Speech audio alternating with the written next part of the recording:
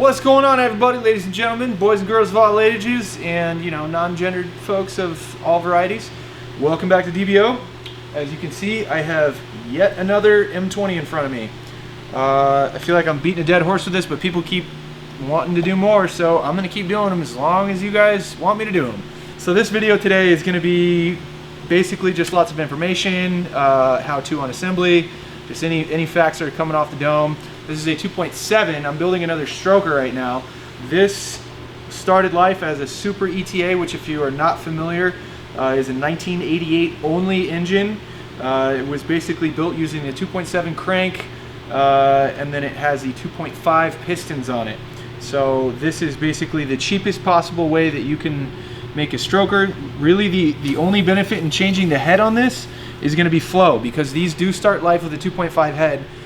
They have slightly different valve springs, slightly different cam, and they do have different throttle bodies, intake manifolds, etc. So basically what we're going to be doing is converting this already done bottom end, and by done I mean it's got the 2.5 pistons on it, which have the appropriate valve release, skirt designs, everything to work with this crank.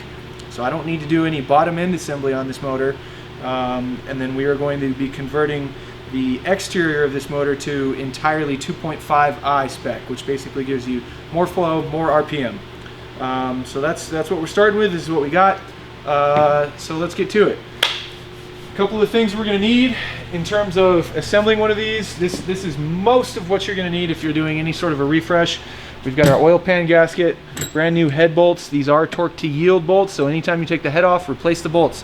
Do not frickin' reuse them. Don't reuse your head gasket. Having said that, head gasket, timing belt, spring, and then just assorted intake manifold and exhaust gaskets of different sorts. This is a late model water pump. Now the way you can tell that is because it only has one snout on it. The early model ones will have a second snout. We are going to be putting this in a late car, and what I mean is 87 and after.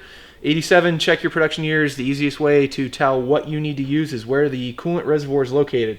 If it is on the passenger side of the car, you have an early car. If it is on the driver's side of the car, you have a late car.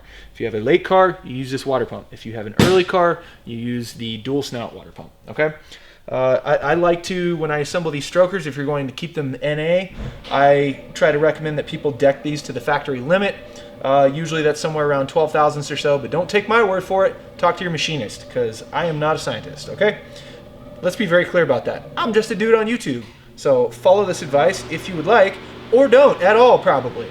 Either way, we're gonna do it. So yeah, brand new head. This one I did not have decked to the factory limit because Adam, the gentleman I'm building this for, what's up Adam, how are you? He is probably going to be leaving it NA for a good while, but then eventually I'm probably going to end up talking him into with turbo, let's be honest. So I left this head at basically, I had them deck it to basically as little as it would take to get this head true. If you are removing these heads, I don't care if the head gasket was blown or not, deck this head. Do not reinstall a head that has not been decked. Trust me on that. If you're doing BMW heads, and most especially if you're doing an iron block with an aluminum head, which is M20, M50, S54, we don't need to get too far into detail there, but make sure you deck the head. This is very important. Another thing you're going to want to have before you do this job, this guy right here with a couple of these. This is just for show. These are coarse pads. Don't use coarse pads. Use the fine pads so they're not too aggressive. I have a fine pad on here. But anyway, they sell these at AutoZone. You can literally just spin them on, change the grit. And what we're going to do with this is we're basically going to be using this to clean all of our mating surfaces. Now the reason that I'm doing this is because when you're mounting your new head gasket on there, you need to make sure that both surfaces are very clean, okay? Now, if you are not using an MLS gasket, this is a little bit less finicky, but as I always say, cleanliness is next to godliness. You want to make sure that both of these mating surfaces that the head gasket is sandwiched between are nice and clean. This one is not clean at all, so we've got a lot of cleaning to do on this. We're going to time-lapse you through some of this stuff. I also, when I'm assembling the head, we are going to time-lapse you guys on that. If you would like very specific instructions on how to disassemble and reassemble an M20 or an M30 head, they are very similar. Please click the description or the link above me. I am going to be cleaning the mating surface.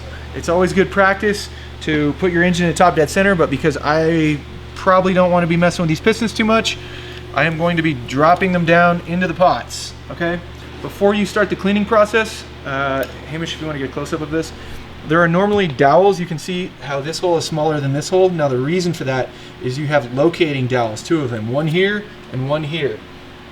That's so you can put the head on perfectly the first time and you don't have to scratch up your brand new, beautiful, perfectly sealing head. I remove those so that I can clean better, but this is what they look like. So if you guys are missing these, you can buy them on the internet. They're extremely cheap. If you feel like replacing them, go for it, but there's really no reason to unless yours are just completely destroyed or you're missing them. Now that we've got a nice clean mating surface, I'm probably going to take off the water pump and tensioner assembly right here, just so I can really get in there and clean. But we'll clean all the really big gunk off with a nice straight fresh razor blade, and then from there basically what I'm going to do is just go and clean off all of the old gasket material. A lot of times if you're doing this job, it's because your head gasket is leaking. These M20 motors really like to leak either coolant out the sides right here or oil out the sides when these heads get you know, if you've been driving these cars and beating the crap out of them for the last 30 years like everyone has, let's be honest here, there's no such thing as a minty 30 anymore. You know, whatever, yell at me in the comments, but there's not. They leak. The bolts stretch, the gaskets get old. They love leaking out the side right here. So I'm gonna make sure this is all nice and clean, and then we'll start the assembly process. Anyway, all right, cue time lapse.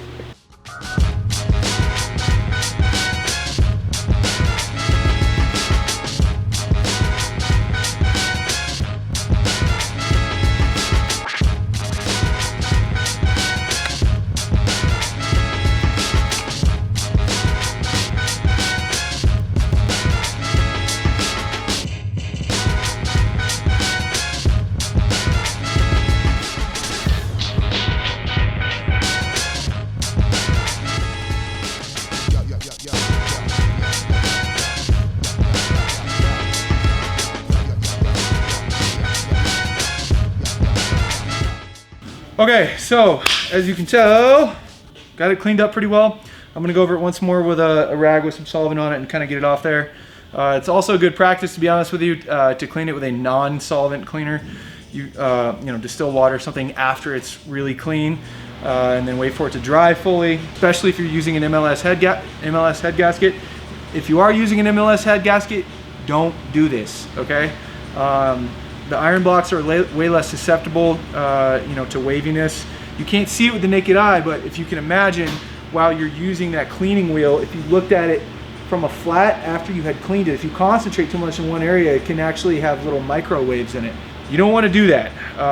The iron blocks, you're not really going to run into an issue. This is an iron block, so I don't really want to, I'm not going to hesitate to use a nice soft brush to clean everything off. But if you were doing an aluminum block, honestly, good practice is clean it by hand and then just have it decked in a machine shop. Seriously, just do it. If you guys are using MLS head gaskets, deck the block, even if it's iron, deck it. You want this surface to be perfectly smooth and clean, and I mean perfect. So yeah, now that we've got this all together, what I'm gonna do is go ahead and start assembling the head. If you guys had your head decked and you guys are using 12 valve motors, you know, either M30 or M20, always good practice, assembly lube. I mean, you can use a nice thick oil really, because let's be honest, these heads are not super high tolerance or technology or anything of that sort. Dude, a bottle of assembly lube is like $6 up at AutoZone or whatever, so just get some. So I'm gonna bang this out. We're gonna put you guys on time lapse. And again, if you are assembling one of these heads and you really want to know details about it, please click the link above. That has got a very detailed assembly and disassembly. I've already done this, so I'm not going to take you guys through that again. But real quick, before I move on to assembling this head, I just want to say, if you guys aren't following us on Instagram, Denver Beer and Oil DBO, or myself, DBO_Murdo, if you guys are interested in this kind of stuff, follow me. Oftentimes I'll make a post on the story like I did today, where if anybody's got any questions, I'll address it in the video. So Hamish, I believe, has already received a few questions. What do you got for me, Hamish? Yeah, what do the injectors come off of for the cool engine? Okay, so we got a question about using Ford injectors on an M20. That's a pretty common thing. Honestly, that's kind of an old forum thing. There's not really any reason to do it, but Nevertheless, if you have a desire to use the Ford Blue Top 24-pound injectors, I believe is what he's referring to, you can get those off of any early 5.0 Mustang that's fuel injected. So either the Mustangs or like, you know, Cougars or Broncos, anything early Ford that has the blue injectors, that's what you're looking for. Really the only reason that you would do that would be if you had an NA motor with a little bit bigger cam and you wanted better fuel distribution. Those are 4 pintle injectors rather than single pintle. If you're gonna get those injectors, just get them new. They're not expensive, they're freaking everywhere. If you're using used ones, put them in an ultrasonic cleaner, like go through them. But that's really the only circumstance where you ever do it. And take in mind, do not, under any circumstances, install those onto a motor that is not going to be tuned for them. It completely eliminates the reason for doing it. You're going to be using, basically your engine management thinks that you're going to be injecting 17 pounds an hour, or sorry, E30 injectors are 14, I think they're 14.2 pounds an hour or something to that effect. But either way, that's what your computer thinks is flowing through that injector every time that injector opens, and when you change the size and you don't retune it, it doesn't know how much fuel is flowing. So you're dumping way more. I mean, that's like, what, 30% more fuel or something like that? So don't do that unless you're tuning it. And if you're using boosts, those are not enough for anything over about 8 PSI of boost. So don't do that either. If you're gonna boost it, go with like 60-pound injectors or higher would be my recommendation. If you're going with an NA motor, those can be fine as long as they're gone through and you tune it. So hope that answers that question. What else was there? Reuse the rocker shaft or new. Ah, yes, rocker shafts. So you absolutely can reuse these. This one's dirty, I'm gonna clean it up, but basically the only reason that you would replace this would be if you have nicking and burrs on this that you can catch your fingernail on. You can see this is literally just oil scum. So we're gonna clean these up and reuse them, no problem. I mean, this is hardened steel, so it's gonna be pretty tough to mess these up. The other reason you might do it would be if somebody disassembling it had hammered on this with a surface that doesn't have a pad on it, and you mushroom the end of it, you're not really gonna get this rocker shaft seated all the way probably. And you may damage your head in the process, so don't do that. But overall, as long as you're careful disassembling your motor, no problem, you can reuse these, no big deal. If you guys are familiar with M20s, you know that the rocker shafts, or sorry, rocker arms are one of the failure points. So, I mean, if you have the means and your motor's already apart, why not just upgrade, right? I mean, that's what I say. We're gonna go with stock ones on this because honestly, they're fairly pricey to get the upgraded ones. But like I said, if you have the means, by all means. Who's behind the mask?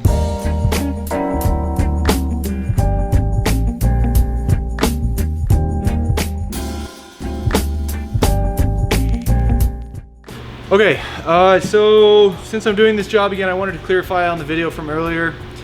If you're clicking on this video, you were watching the video I'm referring to. So I need to issue a statement here, which is that these rocker shafts are in fact directional.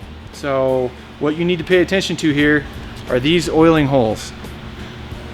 Right there, these big guys, okay?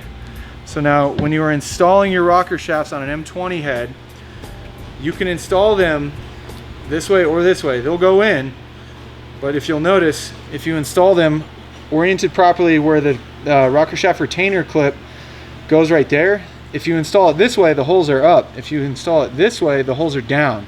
You want to make sure that when you do this, you install it with those holes facing down. You'll notice, if you look inside the journals here, that's where oil gets supplied to the rocker shaft and then subsequently to the rockers.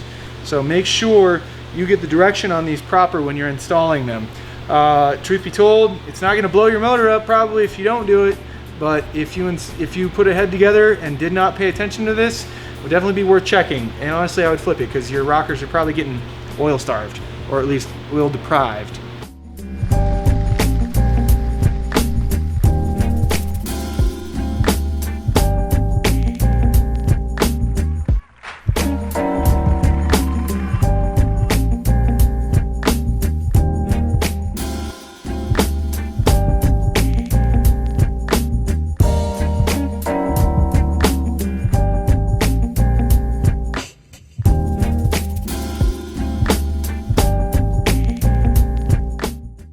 Okay, so as you can tell, we got the head together. Just a couple small things I got to do, and we can do this on the motor really, but I'm going to try to have this as assembled as possible. we are going to install the rocker shaft oil seals. So these little guys just go right here. And basically all these do is just keep oil from coming out of these passages where you slide the rocker shafts in through. So literally just slides in, bam, bam. Easy as pie, baby. So once we've got that all taken care of, the next thing that we are going to be doing is we are going to be adjusting the valves. Now you can do that on the motor, before, after, whatever. The spec is 10 thousandths hot is what you want. Or is it 10 thousandths cold? It's 10 thousandths. Set them to 10 thousandths. And the way that you do this, let me get my gloves on. Hey, industrial hygienist guy. I don't know your actual name, so I'm just going to call you the industrial hygienist. Obsessive about wearing gloves, thanks to you making me super paranoid, bro. Either way, putting the gloves on. If you didn't see the comment, there was a comment on one of the videos like, "Ooh, you're gonna die early." You know, that's basically the gist of it. So, needless to say, I am doctoring up. You know what I'm saying? Okay, so valve adjustment. Let's talk about it. Here's the deal, guys. This is a rocker arm. This is from an M20. Ooh, The way you do this is you loosen this nut right here, right? And so what that does is it frees up your eccentric. Once you have loosened, let me see if I can get this one actually loose so we can play with it. I doubt I'll be able to do it, not on the car. Oh, I got it. Cool. All right, so what you want to do is you want to take your feeler gauge, and one of them with a 45 degree in it. This is crusty, I know, I'm not actually using these guys, but this 45 degree version works the best for M20. So if you can find these ones, use these. But what you want to do is you want to slide your feeler gauge between the rocker eccentric and your valve stem, okay? So then to adjust it, what you're going to do is you're going to get like a pick or something to that effect, and you're going to rotate this accordingly. So you're going to get your 10 thousandths feeler gauge, put it in there. You're going to rotate that till it's like actually pretty tight, I've found. And then crank the nut down and then pull it out and look for your friction point. You want, basically, if you were to pinch that and pull your feeler gauge out, that's about the amount of resistance you're looking for. You don't want it to be super hard. You don't want it to be super easy. You want it to be just right, baby girl.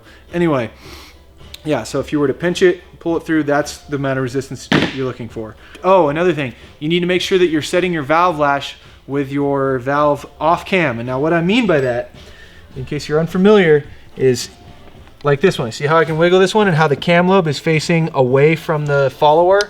So this is the follower, right? And see how I've got slack in that? This is the kind of valve you want to do. So you basically want to go through, and what I do is I'll paint mark every single one that I've done, and you're going to have to rotate the engine to do this. If you're doing this on the car, you're going to be using the crankshaft or the starter to rotate the motor to get these valves off cam. Go through, get all the ones that you can, paint mark them all, and then rotate it, do the ones that you didn't mark, and then proceed forward. I'm just going to go ahead and do the valve adjustment with the head off of the car just because it's here and I have the tools, and let's do it. So yeah, I'm gonna set the valves real quick after I put the other rocker shaft seals in, and then we'll get back to it. Welcome back. All right, here's the deal. We're about to put the head on, but before we do, I wanted to go over something. So when you're doing this, chances are you have not rotated this motor or done anything other than clean this surface and have it probably looking exactly like I have it, in hopes. However, before you do any sort of contemplating putting head bolts in, there is one muy importante step. I don't know how to say step in Spanish. Somebody can correct me on that. What you need to do is clean out all of these thread holes, okay? For several reasons here. So, first and foremost, water is non-compressible, and chances are what's going to be in these holes is either oil or water, neither of which really likes to compress. Now think about when you're putting the bolt in the hole. All right, I'm not going to visualize it that way, you get the idea, but when you're putting the bolt in the hole, if it's going against a surface that cannot be compressed, first and foremost, you're liable to, if you're torquing it, blow out the passage from that bolt hole into the block, and that can cause lots of issues. I don't need to go into why that'll cause issues, but chances are you don't want to blow your block up, right? Also, it is very important for the torque spec, especially if you're using stretch bolts. Many reasons to do this. Long story short, there's no reason not to do this unless you're just super lazy and don't give a fuck and you're trying to blow a motor up for no reason. Basically, all I'm going to do is you can use compressed air, you can use carb cleaner, whatever you want. You just want to make sure that you get all the crap out of these holes. So I'm going to go through them and I'm going to blast them all out, vacuum them all out, and just make sure that those holes are as clean as I can possibly get them before I start using the head bolts. So once we get that done, we will be ready to actually put the head on the block. So let's get to work. But anyway, moving on. So what I did was I cleaned out all the threads with carb cleaner, then I vacuumed them out, and then just to be quadruple sure, what I did was I took an old head bolt and I ran it all the way in and out of every single hole, like once or twice, you know, until I was certain that there was nothing in it that was going to basically permit us from torquing it properly or from it sealing correctly or hydro-locking. So now that we've got that done, what I'm going to do is just make double sure that the back side of this head is nice and clean. I have piston number 1 at top dead center, which you can tell because of the way that it is. Just kidding. When this one is all the way at the top of the bore, it'll get a pause, and right before it starts to come back down, that pause is top dead center, okay? Then the next thing you want to do is you want to make sure that the number 1, we'll use our little socket here, that the number 1 cylinder on the head is in the same position. Now I'll show you how you can do that. You basically turn both cam lobes 180 degrees away from the followers, okay? So right there is beautiful. You could put this head on just like this. And if you're unsure about whether or not you've got it correct, what you can do is look at the back side of it, which I have to do anyway, just to maybe make sure it's clean. Actually, it looks really clean, so we're not gonna mess with it. But you wanna make sure that these 2 cylinders have valves basically completely closed. These ones are going to be completely closed, and this one is going to barely be open. So if your head looks like this and your motor looks like this, you're doing good. Okay, so now that you guys know what top dead center is, let's put the head on.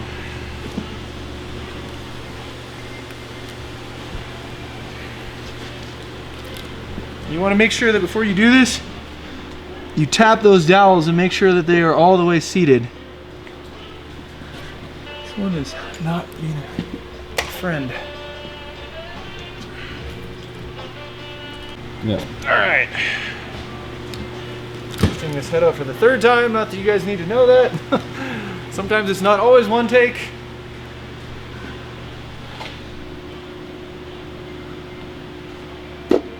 There we go. This one does not want to line up. There we go. All right, we're seated. What worked? Okay, there we go. 3rd time's a charm, eh? All right, so now that we got that on. What worked that time as well to get it to seat right? What's that? What worked to get it to seat right? I had to tap the dowels in a little more firmly since I had removed them. They don't always go in perfectly straight. Those things are, you know, not the strongest. So I just had to tap them in a little bit more with a dead blow. So now we're on to the bolts. I'm gonna run these in just until all the bolts are basically touching with the washers, obviously, at which point in time we're going to go through and we're going to torque them all.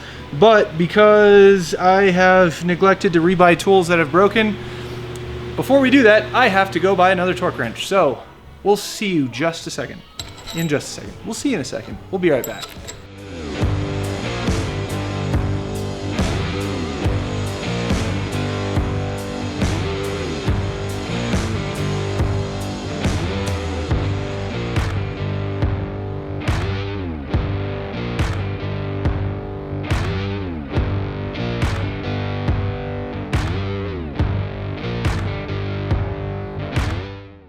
Okay, so as you can tell, the head is on. If you were watching the time lapse, you saw the torque sequence, which is muy importante. Whenever you guys are putting a head on, it is very important, most especially when you're working on an engine with an aluminum head, that you follow the proper torque sequence. It's basically just up, down, left, right, up, down, so on and so forth. As per this engine, we're looking for 30 Newton meters or 22 foot-pounds for the first step. Then you go back through and do torque angle. If you have a handy dandy torque wrench that has torque angle, that's exciting. If you don't, what I usually do is start perpendicular to the head, right? So you can use a square if you want. Start with the wrench perpendicular to the head and then literally torque it until your wrench is parallel with the head. That's a really easy way to do it if you don't have access to the proper tools. Not that I'm recommending you do that, but sometimes you got to have a workaround, you know, for limited tool circumstances. But nevertheless, we have completed the valve lash. We have completed all of the first 2 steps. There's a 3rd step to torquing the head bolts, which is that you warm the motor up and then you go back through and you do another 90 degrees on all of the bolts. So as per right now, this engine is more or less ready to be in the car, with obviously the giant exception of everything else.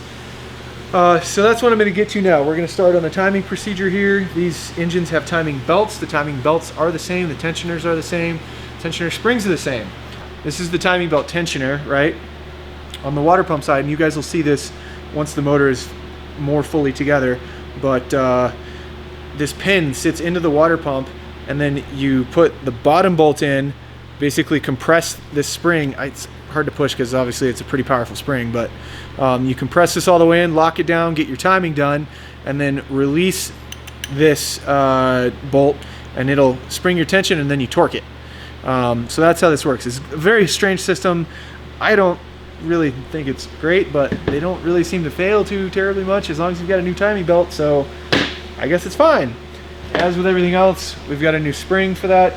The pins you can reuse. There's really no reason to replace it. It doesn't do anything other than guide the spring. I am going to clean all the gasket surfaces up on the front of this motor in preparation for putting everything on, including the water pump, and then we'll start timing the motor, and from there we're going to move on to doing the intake manifold, oil pan gasket, etc. Because they did not provide me with a gasket, I'm doing the old tried and true RTV, wait 24 hours, torque to spec method. So if you guys are doing that, it works great, but just make sure you do it right. So what you want to do is put a nice bead of RTV on it, put the bolts on finger tight so it just barely starts to squish out the sides, and then wait at least 24 hours, preferably even 48. This motor isn't going to be in the car, you know, tomorrow, so it's not a big deal.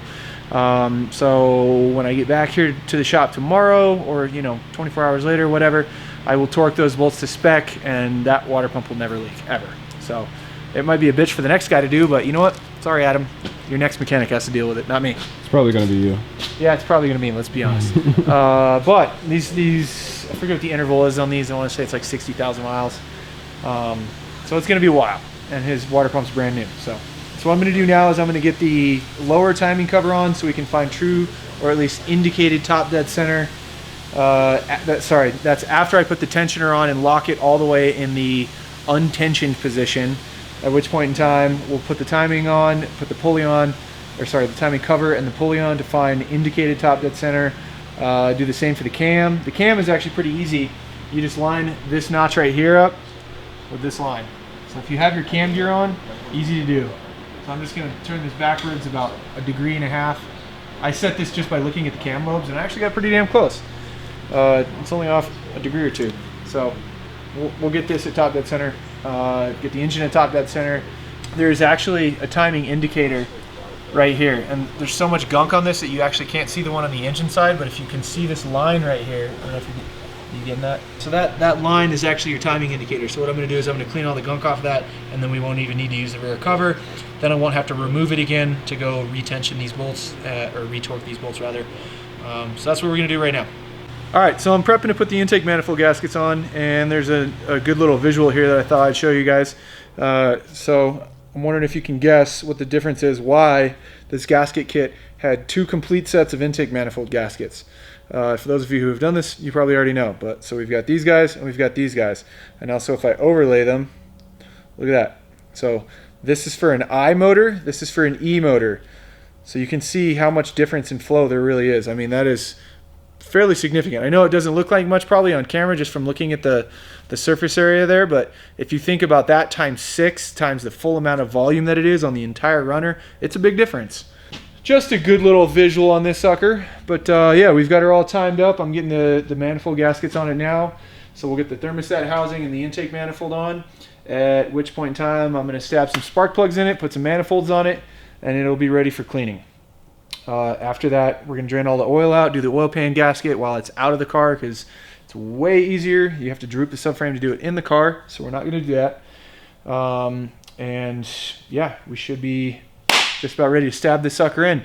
Adam's car is going to be going on the lift probably tomorrow morning, I would say, and then as soon as the RTV is cured and I have the front of this motor buttoned up and everything clean, then we're going to start the build. So get stoked for some E30 content, which I feel like is what a lot of you guys are here for. So we're doing it. We're still doing it. We're always going to be doing E30s. There's probably going to be no shortage of E30s on the channel. Anyway, on to the intake manifold. Let's get that sucker on, and we'll time lapse you, and we'll join back here in a sec. So I definitely turned it off in the middle of the time lapse. Yeah. Going? Good? Mic's good? Yep. Cool. Alright. Well, at this point, as you may or not be able to tell because I'm wearing different clothing, it is another day. The RTV is cured. Off camera, I cleaned out the bottom end, cleaned out the pan, not the exterior, obviously, and ended up RTVing the pan because these gaskets don't fit very freaking well. So, we are on to RTV. But, what's up? What's going on, man? How are you? Good, Pretty good, long time. Alright, as you can see, it is another day. I'm wearing different clothes. I have a fresh demeanor about me, and I'm back to finish this engine. I ended up going with RTV on this pan because the gaskets that are available, and apparently it may be just the cork one, I don't know, but it fits like absolute dog shit. So don't buy this cork gasket if you guys are doing an M20 pan. Did the same thing I did with the water pump. RTV'd the entire pan, waited at least 12 hours. So it's probably good, so I'm gonna go ahead and final torque these. But since I know you guys don't care and we have received more M20 related questions via Instagram, I will do what I gotta do, and in the meantime, I'm going to try to answer some questions that you guys have had. So, Hamish is gonna hit me with some questions. I'm gonna continue working. G-Baby316 is wondering if you have any preferred oil pan gaskets like Victor Reigns, Febby, or Felpro. That's funny since we literally just covered that. Yeah, my preferred gasket is RTV, to be honest with you. None of the other ones really fit very well. The synthetic ones are okay.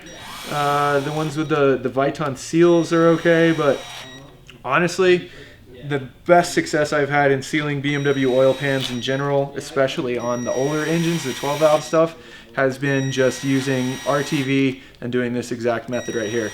Matter of fact, on my M30, the turbo car that you guys saw in the dyno, click the link, 500 horsepower, E34 by the way, actually had a severely damaged front timing cover. Somebody had used a pry bar and completely just scored the crap out of it. That thing had like Grand Canyons in it. And RTV sealed it perfectly. Now again, I am not BMW Jesus. Follow my advice or don't. I don't care. But that has been my experience, and that's what I would recommend to you guys. So if you guys are going to do that method, when it comes to RTV, less is more. So when I'm doing an oil pan, or any other surface for that matter, this is about what you're looking for. So get a nice fat bead going, and I just kind of let it go about like that. So you're looking at about 1/8 of an inch bead. That is all you need. Truly, that is all you need. Do not use more than that. If you do, you're liable to get liquid RTV into the pan, and when that happens, oftentimes what can happen is it'll take forever to cure, and as a result, when the crank is flopping around and you're getting windage off of it through the oil, windage is basically when the crank swings around, hits the oil, and throws oil everywhere, especially on motors with no windage trays, aka M20s and M30s. It will actually break all those little liquid RTV chunks off of where they originally were and suck them up into the pickup and either clog your pickup or clog your pump or both, oil starve your motor, and blow your motor up. Somebody asked if you can explain the wiring for an auto to a manual E30. The wiring for an auto and manual E30, there's a few different ways that you can do it. The easiest way and the quickest way and the cheapest way is literally you have to make one jumper. The plug that plugs into your auto shifter on an E30, there is one pin on the top and one pin on the bottom. You make a loop out of wire, you jump the two, your car will start, you're good. Everything will function with the exception of cruise control. That is the easiest and quickest way to do it. So if you don't care about cruise control or it didn't work in the first place, which most of them don't, that is the easiest way to do it. Somebody asked about ITB and standalone setups, but that might be Oh, we can talk about it. pretty in-depth. Sure. I mean, I can just start ranting about that. I'm not doing anything other than tightening bolts right now. So, ITBs, they are fucking awesome, but I gotta be completely honest with you. Unless you just really want that cool induction noise and you want the look of it, they're definitely more trouble than they're worth. They are an absolute fucking nightmare to tune. They have to be set up quite literally properly. Oftentimes you need a vacuum accumulator. which I would be more than happy to show you what I mean by that. So I guess what I'm trying to say is use the ITBs if you're in love with them. I love them, but quite frankly, depending on what you're going for, it really may not be worth the trouble. Having said that, if you do ITBs, the only version that I would ever recommend for a factory-based engine management solution for ITBs would be going through Squid Tuning. Jay over at Squid Tuning has done probably every different combination of tune for every different motor on the face of the planet for E30s and swaps and just basically vintage BMWs. So if you guys really are dedicated to sticking to factory engine management systems, he's the guy to go through. SSSQUID.com, and he can help you guys out for sure. He's done a great job with us. The guy is super cool. So even if you have a company preference, you ought to give him a shot because he's really just a good guy to work with. So highly recommend that. But if you don't want to do that and you would like some more functionality and features out of your engine management solution, quite frankly, in terms of bang for the buck without having to wire your own engine management system, which intimidates a lot of people, I would highly recommend the MS2 plug and play for the E30s. They make it, it's part number 87 to 92. Geez, I don't know, that's in the part number. But it's for E30s, E34s, and E34 M5s, and E32s, I believe. Anything with the 55-pin Bosch connector, which looks like this. This is a 55-pin Bosch, 3 rows, looks trapezoidal. Anything with that plug will, for the most part, I mean, ask them, work for that ECU. Now, the benefit to that, there's actually tons of benefits. First and foremost, you get all of the features that you could ever want for the most part. Chiefly, you have way different solutions for tuning. ITBs, a lot of times what people do is they like to go to Alpha N, which is basically just a different algorithm for tuning. I'll spare you the details unless you guys want to know. Alpha N is the way to go if you're using ITBs. MS2 plug and play is definitely the way to go. You can do flat foot shifting, you can do nitrous, you can do boost control. Anything you want to do, you can do with that ECU. It's only, I think, $800. Comes with pretty much everything you need, with the exception of the GM intake air temperature sensor and a wideband. So those would be the two only amplifying pieces of equipment you'd have to buy. That would be my recommendations for that. I'm probably going to leave you guys on a time lapse while I finish up the accessory drive. We'll do a quick overview of the accessory drive, differences and brackets and junk like that. But yeah, I got to get back to work, guys. You probably do too. Quit slacking off and watch our, no, actually definitely slack off and watch our videos at work. I don't know what the hell I was about to say, but pretend you're working, you know what I mean?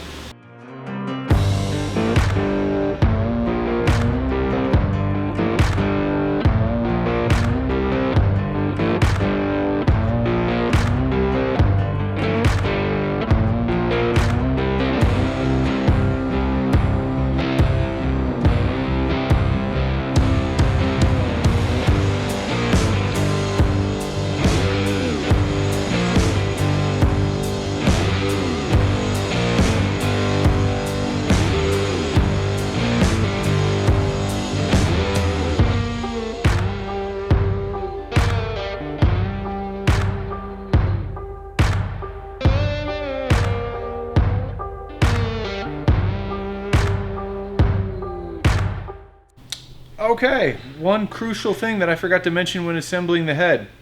Well, I should have talked about it in the other video, if you watched it. Oil crossover pipe. Muy importante.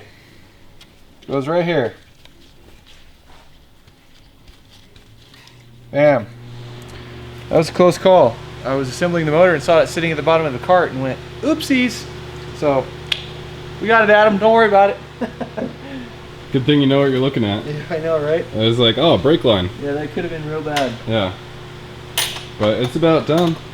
Yeah, she's very close. There's just some very minor details to wrap up. I gotta get the plugs on it. I gotta finish up the accessory drive, or plugs in it, plug wires on it, finish up the accessory drive, and that's about it. And naturally, plug a couple things in. Naturally, you went with the larger runner intake manifold than the Yep. smaller. Yep, so we did a full I conversion. It's got the I throttle body, I intake manifold, I injectors, blah, blah, blah, blah, blah. So this is basically a 2.7 liter I motor, 2.7 I. So yeah, should be a good bit of fun. Adam, you're gonna have some fun with this car, man. We're looking forward to it. Definite improvement over a 4-cylinder. Oh yeah. Oh yeah. I mean, don't get me wrong, I love me some M42s, but 2.7 I is way better. Yeah. Okay, well, this is a complete M20.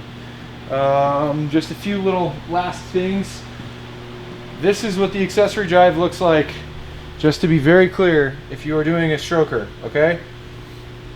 So, 2 pulleys on the crank, you've got teeth on the crank. This is the most important part. You absolutely need this if you're doing a stroker. The water pump pulley is different, this pulley is different. This entire accessory drive is different. So if you're building a stroker, this is what it should look like, okay? So we're giving you some nice still time here so you can freeze frame. Ooh, look, part numbers on belts. Yeah, baby girl. Oh. Mm-hmm. Lots here. Also, Notice nothing for the AC, that's for horsepower. yes, horsepower mod. Also of note, this cooling system is also the formulation for a late model. The early model looks entirely different. So if you have a car made from 88 to 93, 94 if you're in Europe or whatever, this is what your stuff should look like right here.